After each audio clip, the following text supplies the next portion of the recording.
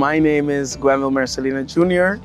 I'm 35 years old. I'm a member of parliament from the island of Curacao, which is also a country within the Dutch Kingdom territories. Sea rise level is a threat for our economy.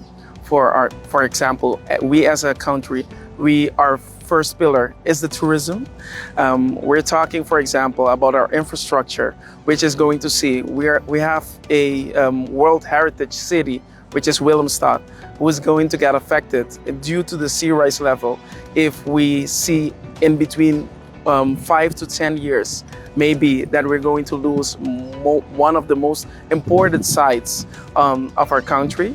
We're trying to create more legislation who can help also into adaptation on that part, but it's for the climate finance, it's something really difficult in that sense for us to get as small development states into let's say the right capacity to indulge into the funds, but it's still something that, for example, due to the SITS conference, we are talking even more about how to get the SITS more accessible, as they are so vulnerable to the climate change and the climate crisis. But what we're doing in that sense, and what you see that sea rise level does on our country, not only what we're talking about infrastructure economy, but the well-being of our own people. So that's something we have to put even more attention to it.